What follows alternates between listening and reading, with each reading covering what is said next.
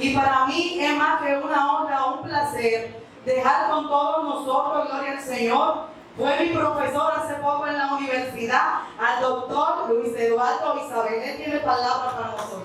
Un fuerte aplauso, por favor.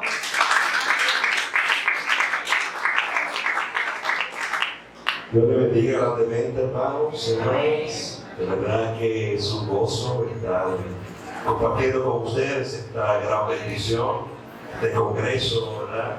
Transformados a través de su palabra. Verdaderamente que es necesario profundizar en el estudio de la palabra de Dios. Y qué bueno que esta iglesia pues se ha enfrascado en este congreso especial para pues poder escudriñar más las Sagradas Escrituras. Así que quiero de manera efusiva saludar al pastor de esta iglesia, el reverendo Pedro de la Cruz, también nuestro pastor distrital, hombre que respetamos y le manifestamos siempre nuestra admiración y nuestros afectos sinceros. Así que es un gran honor, ¿verdad?, estar aquí. Su esposa, quiero saludar a la líder, ¿verdad?, de Educación Cristiana, Mariana.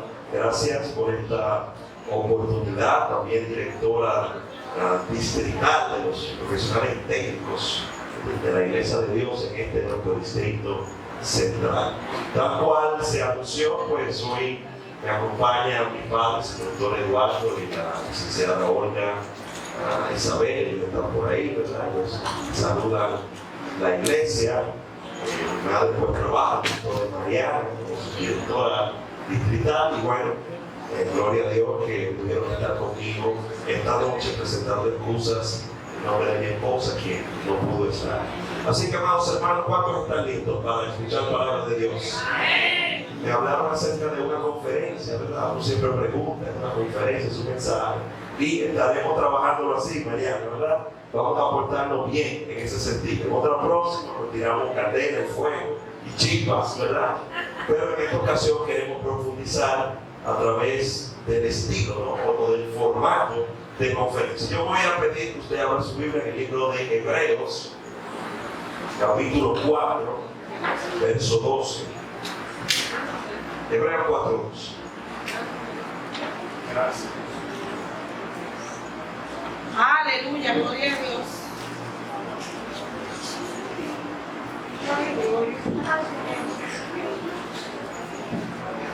Libro de Hebreos, capítulo 4, verso 12. Vamos a leer la palabra de Dios en esta noche, en la comunión del Padre, del Hijo y del Espíritu Santo. Amén.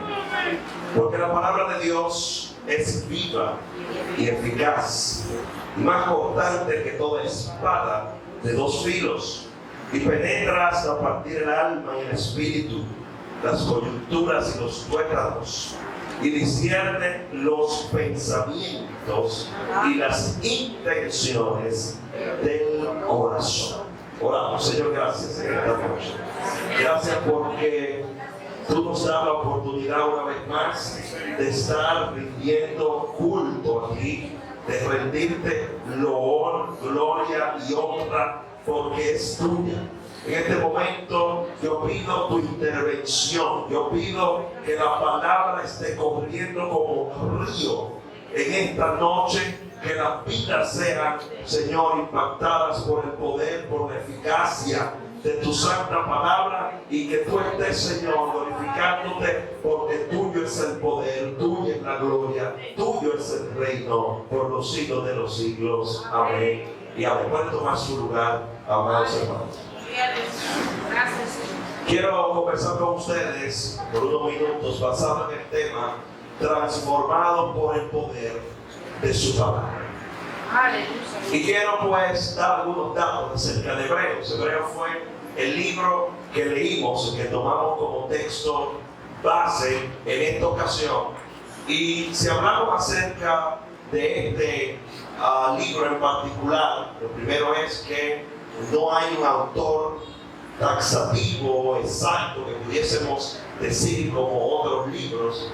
Se le atribuye pues al apóstol Pablo, aunque hay otras corrientes teológicas que afirman que fueron otros autores escritos, pero al margen de este dato, al margen de esta realidad, pues podemos decir que es un libro con una importancia bastante marcada, con una trascendencia, ya que básicamente, si utilizamos el método panorámico, cuando hablamos de teología, este libro pues tiene como idea principal mostrar a Jesús en un contexto, en un sentido pues de resaltar su obra, resaltar su pacto, resaltar su sacrificio y pues a poder dejar sentado que los aportes realizados por él limpian de todo pecado. El hombre puede ser justificado ante el Padre a través de él. Y se daba una situación en que los hermanos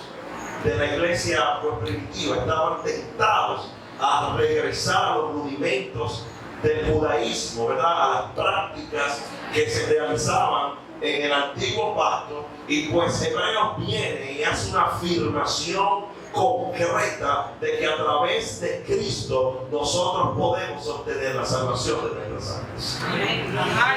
Y en este sentido, amados, vemos como el verso 12 del capítulo 4, el autor se dedica a hablar acerca de la palabra de Dios. Y yo quisiera definir palabra.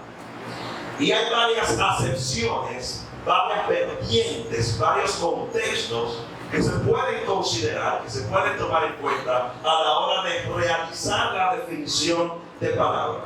El primero de ellos es en el sentido del lenguaje, el sentido lingüístico. Y podemos decir que palabra es la unidad básica del lenguaje que transmite un significado. Es un conjunto de sonidos o letras con el que expresamos ideas, pensamientos, pero también sentimientos. Es decir, a través de la palabra, como unidad más pequeña en términos de comunicación, es que la gente establece pues un entendimiento. Es el canal por el cual la gente puede expresar lo que se produce cognitivamente, es decir, en la mente se expresa a través de las palabras.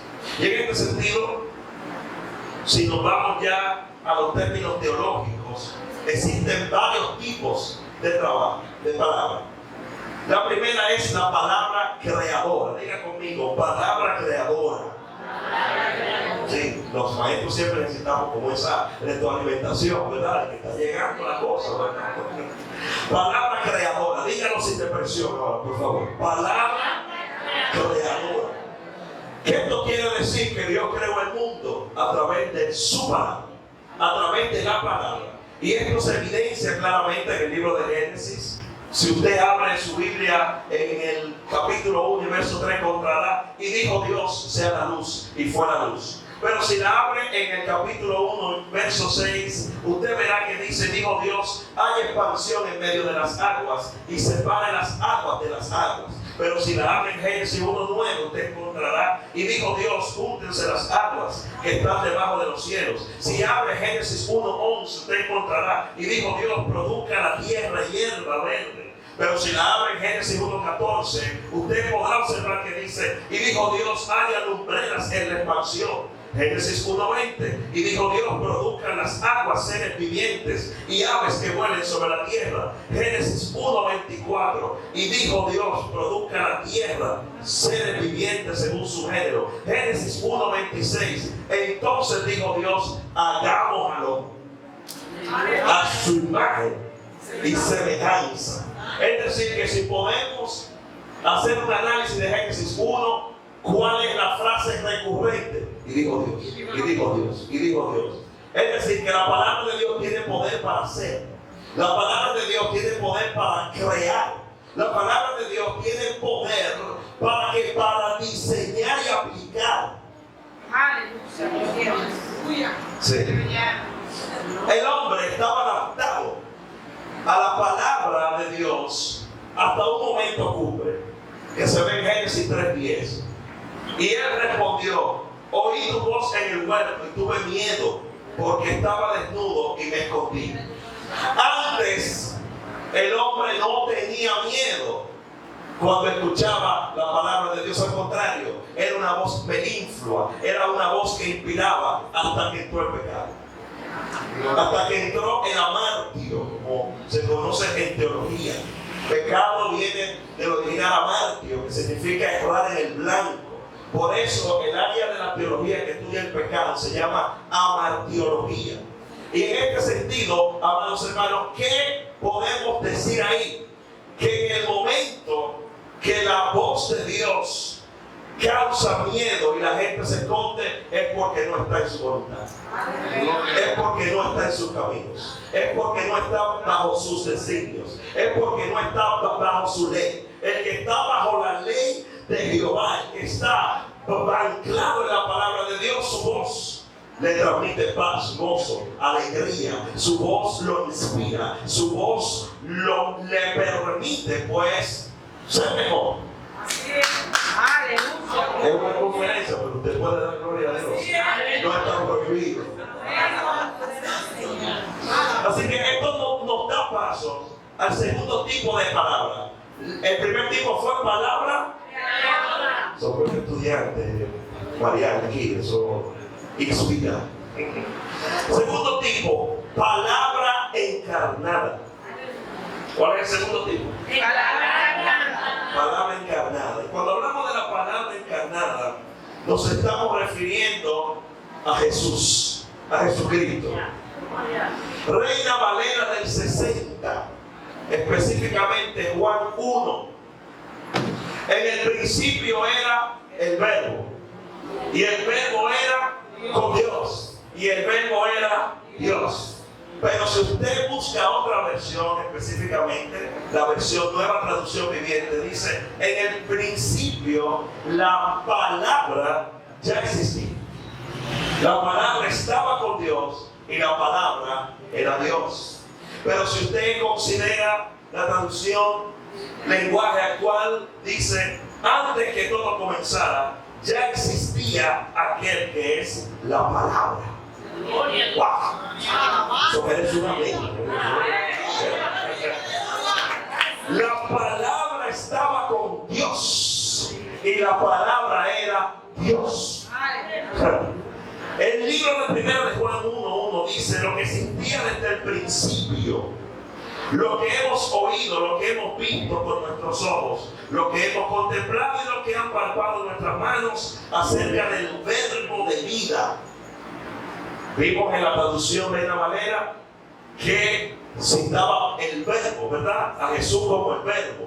Y en las otras traducciones como palabra. Pues aquí hace alusión a Jesús como verbo y dice: pues la vida fue manifestada y nosotros la hemos visto y damos el testimonio y os anunciamos la vida eterna, la cual estaba con el Padre y se manifestó. Amados hermanos, nosotros hemos conocido la palabra. Nosotros interactuamos con la palabra. Nosotros somos salvos por la palabra. Nosotros somos redimidos por la palabra. La palabra se hizo carne. La palabra estuvo entre nosotros. Y la obra de esa palabra, fíjense todo el tiempo que ha pasado, y sigue siendo eficaz. Y sigue siendo efectiva. Y cada vez que se convierte una persona, el ejercicio de eficacia de la palabra está presente. Jesús es la palabra verdadera. Jesús es la palabra eficaz. Jesús es la palabra que da vida. Jesús. Es Jesús. Ese es el segundo tipo. La palabra, ¿cómo? Bueno, un silencio ahí. Cuidado. La palabra encarnada de Jesús. Pero también observamos otro tipo. Y es, amados hermanos, un tercer tipo. Y es la palabra logos. Diga conmigo, palabra logos. Que es la palabra escrita. Logos, el logos. Y en griego logos significa palabra, precisamente. Significa mensaje, razonamiento, lógica, discurso, revelación. El logos es la palabra escrita. Es el registro escrito que tenemos de los pensamientos de Dios. Es el pensamiento divino expresado de manera entendible para el ser humano. La Biblia en su conjunto Y sabemos que Biblia, lo que significa es conjunto de libros, ¿verdad? Viene del original biblión, ¿verdad? Y gracias a Dios que tenemos este formato, gracias a la imprenta, ¿verdad? Impulsado por Gutenberg. Pero anteriormente, pues, la Biblia no se escribía o no se escribió en este material, sino que se escribían en otro tipo de material, como el papiro, por ejemplo, hasta que se pudo realizar una condensación, una compilación, y entonces se pudo clasificar en capítulos, ¿verdad? Luego, pues, en versículos, y se fueron agregando otros elementos que permiten de manera, pues, muy productiva la lectura de la palabra de Dios. Amados hermanos, démosle valor a la palabra escrita.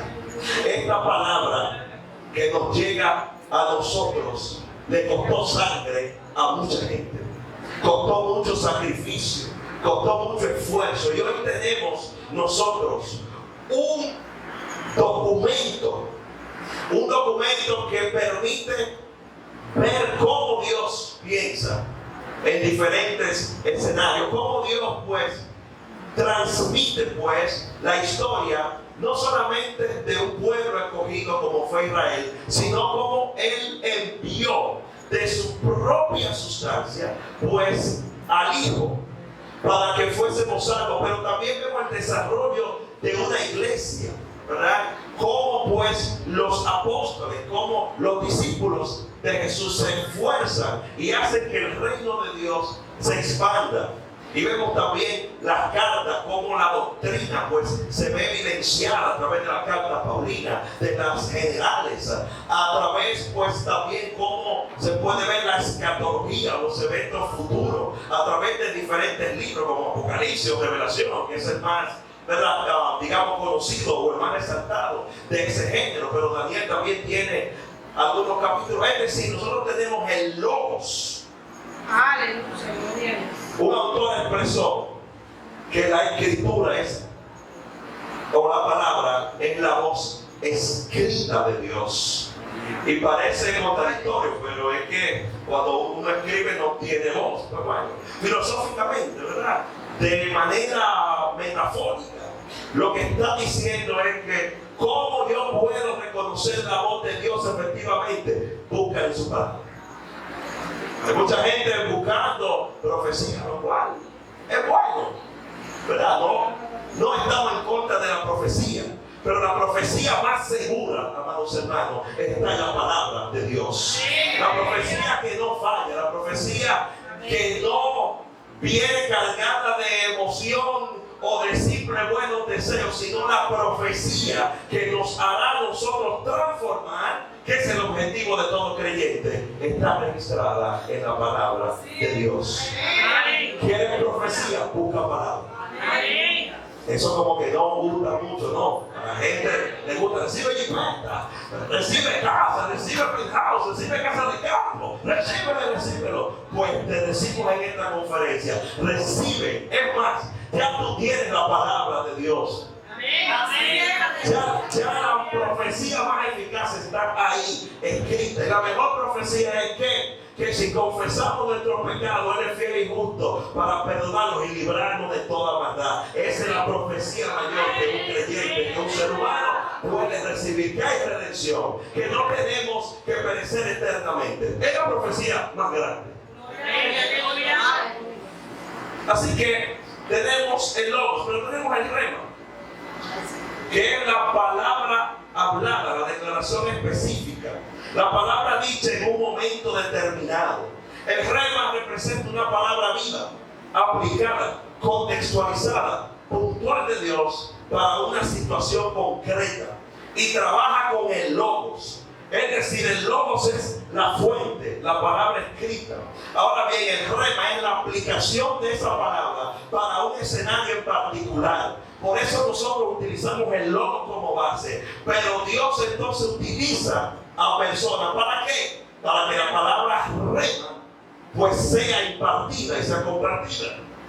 Si hablamos acerca de un ejemplo de Rema, en Mateo 4:4 dice: no solo de pan vivirá el hombre, sino de toda palabra. Y la palabra ahí es Rema, es decir, de todo lo que Dios te vaya a decir de manera puntual y en cada momento a través de logos, ese rema es el que te inspira a seguir hacia adelante.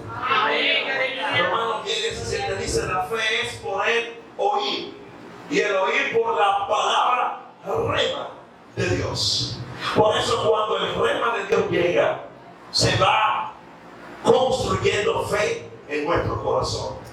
Se va construyendo esperanza. Y esto nos permite entonces ir al último término que vamos a ver. Hemos visto ya palabra creadora, ¿verdad? Palabra encarnada, logos y rema. Muy bien, muy bien.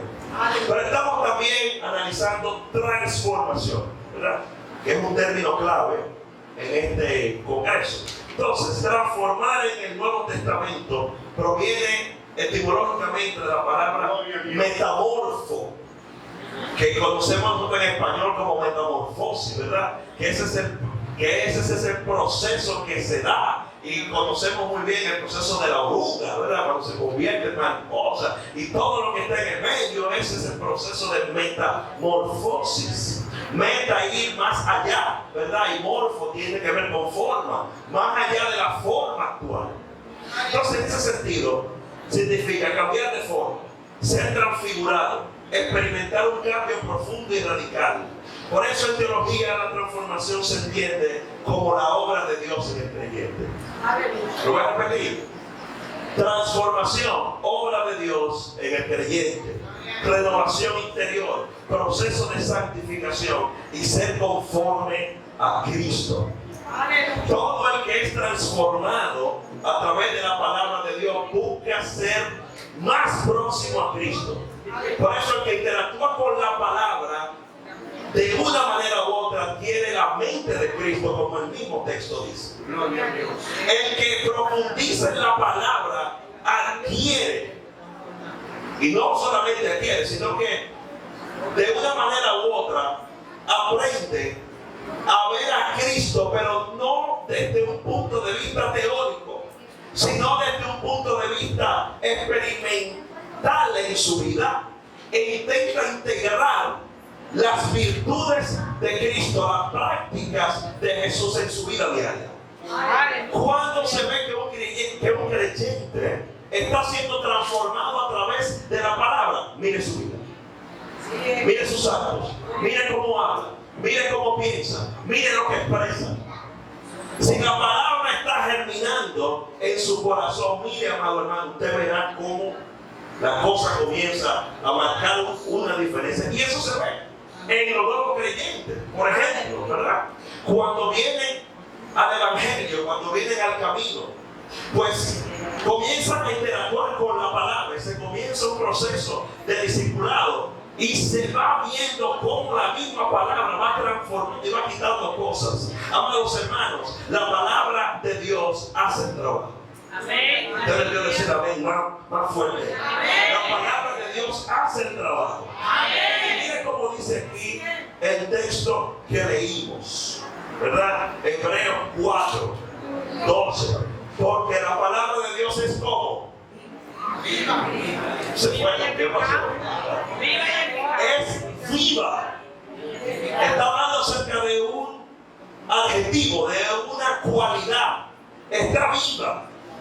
Y cuando hablamos acerca de viva, ¿verdad? Es que obviamente que tiene fuerza, que tiene vigor, que existe. La vida trabaja o trata acerca de la existencia. Por eso, amados, si una cosa está viva, pues entonces está de una manera u otra, causa y efecto. Por eso Isaías 55:11 dice: así será mi palabra que sale de mi boca, no volverá a mí vacía, sino que hará lo que yo quiero y será prosperada en todo para la que la envié. Es decir, que la palabra de Dios está viva, se mueve, viene con un propósito y hace un efecto. Amados, debemos creer en el impacto de la palabra de Dios. Por eso tenemos que predicar la palabra de Dios. Por eso tenemos que enseñar la palabra de Dios y tenemos que estudiar la palabra de Dios, porque esa palabra está viva, tiene fuerza y hace una obra especial. Es viva, pero también es eficaz. Y de ahí pues podemos colegir que la palabra es poderosa, es viva, es activa y está operante. Es decir, que la palabra produce un efecto real. La palabra de Dios no solo informa, sino que transforma. Y en Juan 15:3 Jesús dijo: ya vosotros estáis limpios por la palabra que os he hablado. Es decir, que interactuar con la palabra de Dios, como está viva y como es eficaz. Y cuando hablamos de la eficacia de algo, es que cumple con un propósito, que cumple con una misión que se le encargó. Pues la palabra de Dios va santificando y va cambiando y va limpiando todo lo profundo del hombre que no le agrada a Dios. Es limpiado por el poder de su palabra. Es limpiado. Sí.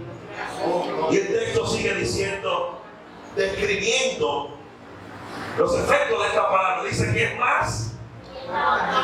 No cierre su Biblia. Que es más que toda espada. Y aquí hace una comparación. Aquí trae una imagen, ¿verdad? De un arma que puede ser quirúrgica, ¿verdad? O puede ser militar. Y está diciendo aquí que está más afilada, que es más cortante. Es decir, el propósito de una espada, ¿cuál es? Cortar, precisamente, ¿verdad? Entonces, está diciendo aquí que esta espada, que es la palabra de Dios, haciendo un paralelismo o haciendo una comparación, está diciendo que una espada de dos filos se le queda chiquita. Que una espada de dos filos no es tan eficaz como ella. Y muchos hermanos buscando pistolas y buscando metralleta y buscando machete. Yo no tengo problema con que usted busque pistola, pero usted tiene un instrumento más poderoso. Usted tiene un instrumento poderoso, más cortante que una espada, no como un filito, con dos filos. ¡Wow! Ese es el poder de la palabra de Dios. Mire, cuando la palabra de Dios se mete en la vida, va cortando toda corteza de pecado y va, mire, penetrando allá lo profundo, lo que el hombre no ve, donde el hombre no llega. Óigame, lo que no se puede palpar, lo que no es tangible, allí llega la palabra de Dios. A la tristeza más profunda, a la falta de esperanza más profunda, a la incredulidad más profunda, a la frustración más profunda que puede haber en el hombre, ahí la palabra de Dios sabe llegar y sabe cambiar, sabe transformar. Qué bueno que tenemos la palabra de Dios. Tenemos que darle gloria al Señor, porque la palabra es más cortante, penetra, llega, no se queda en la superficie, va a lo profundo de nuestra vida, de nuestro ser, y esa palabra comienza a cambiar patrones de conducta. Y esa palabra, usted no ha visto cómo gente cuenta que ha tenido una vida, mire, sin ningún tipo de aliciente, hasta que se encuentra con la palabra, y esa palabra, mire, le va formando el carácter. Esa palabra lo va sacando del foso del pozo. Gloria a Dios. Es la palabra de Dios. Y en un lenguaje metafórico dice que penetra hasta partir el alma y el espíritu, las coyunturas y los tuétanos. Aquí lo que está diciendo, obviamente, es la profundidad del discernimiento de la palabra. No significa aquí que se está hablando de una manera literal, letra a letra, sino está diciendo que lo más interno y lo más invisible queda impactado por el poder de la palabra de Dios. Nada se puede ocultar al efecto de la palabra de Dios. Nada se queda fuera del poder de la palabra del Señor. Segunda de Timoteo 3, 16 y 17 dice: toda la escritura es inspirada por Dios y útil para enseñar, redarguir, corregir e instruir en justicia. Oiga cuántas cosas hace la palabra. Oiga bien, la palabra enseña. Y lo que está diciendo no es enseñar, es que trae instrucción. Pero también redarguye. La persona no se puede quedar igual al escuchar palabras que venga de Dios. Corrige, endereza, rectifica. Pero instruye en justicia. Es decir, permite que el hombre sea entendido en la justicia divina. Pero esto tiene un propósito, a fin de que el hombre de Dios sea perfecto. Quizás la gente dice perfecto. ¿Y quién puede ser perfecto? Bueno, ahí en ese término lo que se refiere es que sea maduro, que sea pues un hombre con un carácter, ¿verdad? Entendido, enteramente como preparado para toda buena obra. Gloria a Dios. Lo que la iglesia necesita es palabra de Dios. Esa es la receta perfecta. La palabra se encarga de enseñar, redarguir, corregir e instruir en justicia. Pero traducción en lenguaje actual dice, miren, amados hermanos, dice: todo lo que está escrito en la Biblia es el mensaje de Dios. Oigan esto. Y es útil para enseñar a la gente, para ayudarla, para corregirla y para mostrarle cómo debe vivir. Wow. Nueva Traducción Viviente dice: toda la escritura es inspirada por Dios y es útil para enseñarnos lo que es verdad y para hacernos ver lo que está mal en nuestra vida. Así que el que no ve lo que está mal en su vida es porque no está interactuando mucho con la palabra. Ay, ¡Aleluya! Hubo gente como que despertaron. El que interactúa con la palabra, mira, está constantemente diciendo: tengo que callarme aquí, tengo que hacer tal cosa, tengo que hacer allá. La palabra misma te dice: hey, cuidado que estamos fallando aquí. Hey, cuidado que hay una carencia. La palabra de Dios, mira, te da un diagnóstico de tu situación. Así como tú vas al médico, a Marita o a referencia, que están caros. Y te dan todo un diagnóstico cuando tú haces un examen general. ¿Cómo está tu glicemia? ¿Cómo está el riñón? ¿Cómo está tal cosa? Así mismo, cuando tú interactúas con la palabra de Dios, mire, hay un diagnóstico y te dice: wow, estás chumeando demasiado. Wow, no estás haciendo tal cosa. Y la misma palabra de Dios te da las herramientas para vencer cualquier situación. Oiga, como dice Nueva Traducción Viviente, para hacernos ver lo que está mal en nuestra vida. En la mía y en la ajena. ¡Ay! ¡Ay! No siempre necesita una predicadora asistente. Es en mi vida porque soy yo el que está leyendo, el otro que se encargue de leer en su casa. Y si no tiene Biblia en su casa, regálale una Biblia. O mándele un link. O comparta.